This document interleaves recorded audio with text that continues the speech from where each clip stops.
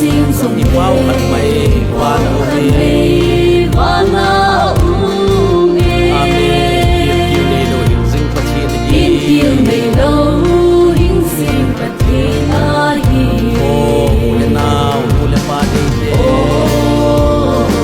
Ule now, ule pa din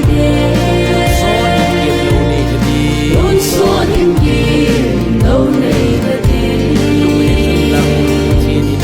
Lung hay sun lang bất thiên bề Dâu thi pati na nilo Dâu thi bất thiên na nilo Kani ziti Đây vui bằng zita Anh này xuân dông đã na ai đi bao về Ule nào ule pa đây đê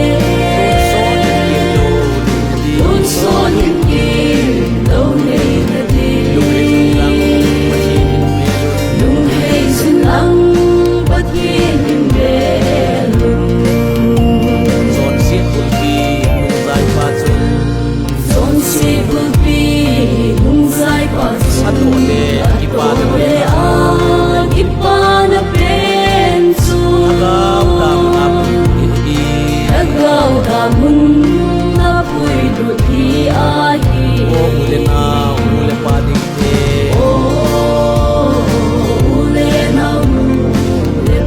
de de Yun son yung kim lâu nay là de